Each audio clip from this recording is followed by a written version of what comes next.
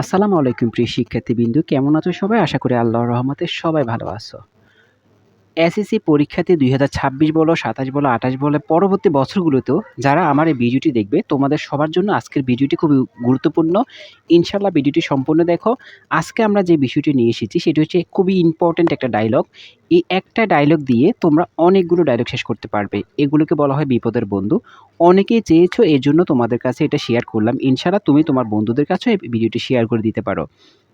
তো আজকে যে ডায়লগটা নিয়ে আসলাম এটা হচ্ছে ইম্পর্টেন্স অফ এই যে importance of reading newspaper বলো, reading importance of tree plantation, importance of early rising, যত কিছু আছে ইম্পর্টেন্স অফ সব কিছু লিখতে পারবে। তাছাড়া ব্যাড সাইডের যত ডায়লগ আছে, ব্যাড সাইড খারাপ দিক দিয়ে আছে, ব্যাড সাইডের যত ডায়লগ আছে সবগুলো কিন্তু তোমরা এটা দিয়ে লিখতে পারবে। কীভাবে লিখতে হবে সেই টপিকগুলো নিয়ে আলোচনা করবে ইনশাআল্লাহ।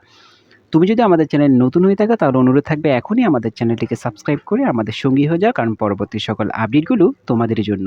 প্রিয় শিক্ষার্থীবৃন্দ, ডায়লগটা শুরু করবে ঠিক এইভাবে, যেখানে ফ্রেন্ডস নেম আছে সেখানে বন্ধুর নাম ব্যবহার করবে। মাইসেলফ থাকবে আর ফ্রেন্ডস থাকবে, তো মাইসেলফ আর বন্ধুর নামে ব্যবহার করতে পারো। তো এখানে যে টপিক আছে দেখো, এই যে টপিক নেম আছে, টপিক নেমটা পরিবর্তন করে তোমার যে ডায়লগটি আসবে ওই কাঙ্ক্ষিত ডায়লগের নামটা এখানে লিখে দিবে। আরও কিছু পরিবর্তন আছে সেটি আমি লাস্টে তোমাদেরকে দেখিয়ে দিচ্ছি। কিছু কিছু জায়গায় পরিবর্তন করে দিতে হবে, বেশি না, একটা দুইটা লাইন অথবা একটা দুইটা ওয়ার্ড পরিবর্তন করে দিবে। তো আমরা প্রথমে যদি দেখি কি আছে দেখো, মাইসেলফ, হ্যালো ফ্রেন্ডস নেম আছে, এখানে বন্ধুর নাম দিবে। How are you? ফ্রেন্ডস বলছে I am fine, and what about you? Myself, I am also fine, but I am bit worried about the certain matter. Friend বলতেছে what is that, can you tell me?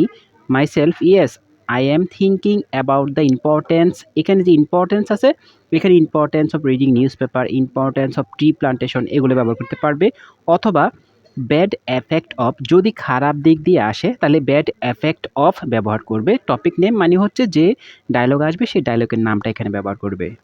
তারপর হচ্ছে আমাদের friend, oh I see it is very important topic in our daily life. Myself, exactly, do you know how to affect us? Friend বলতেছে yes, topic name, topic মানে হচ্ছে আপনার এখানে তোমার এখানে ডায়লগের যে নামটা আছে ওই নামটা ব্যবহার করবে।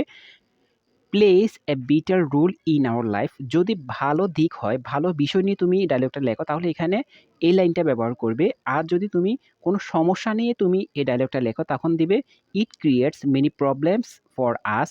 তারপর বলছে myself, you are right, nowadays we cannot think a single day without considering it. তারপর ফ্রেন্ড বলতেছে I think everyone should more aware of this matter.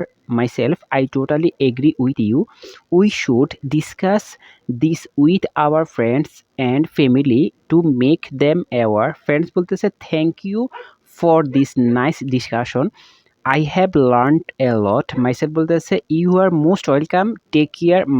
পরে ফ্রেন্ড বলতেছে গুড বাই। এখানে আমাদের ডায়লগটা শেষ হয়েছে। এখন এই যে ডায়লগটা, এই ডায়লগটা তুমি কিভাবে লিখতে পারো আর কি কি জিনিসগুলো তোমাকে সহযোগিতা করবে, আসো আমরা সেই বিষয়গুলো জেনে নেই।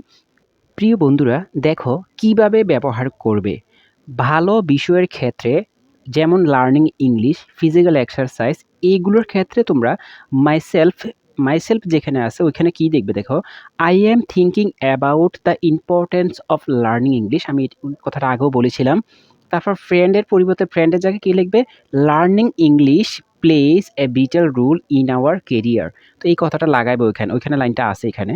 তারপর ২ নাম্বার যদি সমস্যা খারাপ বিষয়ের ক্ষেত্রে হয়, যেমন স্মোকিং, এনভায়রনমেন্ট পলিউশন, এরকম আরও অনেক সমস্যা নিয়ে আসে, তখন কি করবে, মাইসেলফ যে জায়গা আছে ওই জায়গায় I am thinking about the bad effect of smoking, তো আমি ওইখানে এটা ছিল, আমরা দেখেছিলাম। তো দ্বিতীয় ক্ষেত্রে কী পরিবর্তন করবে দেখো, মাইসেলফের মধ্যে smoking create many health problem for us. তো এই ২টা লাইনই ওইখানে আছে, জাস্ট বোঝার জন্য আমরা এখানে এগুলো ব্যবহার করে দিয়ে দিয়েছি তাতে তোমরা বুঝতে সহজ হয়। এই যে ডায়লগটা আছে এই ডায়লগটা তোমরা সবাই শিখে নিবে। 6 থেকে 10 পর্যন্ত যারা আছো সবাই ব্যবহার করতে পারবে।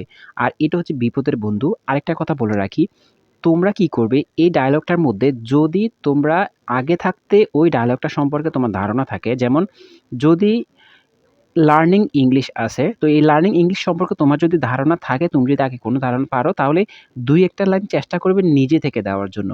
তাহলে দেখবে তুমি পুরোপুরি ১০ এ ১০ নাম্বার পাবে। আশা করি বুঝতে পেরেছ।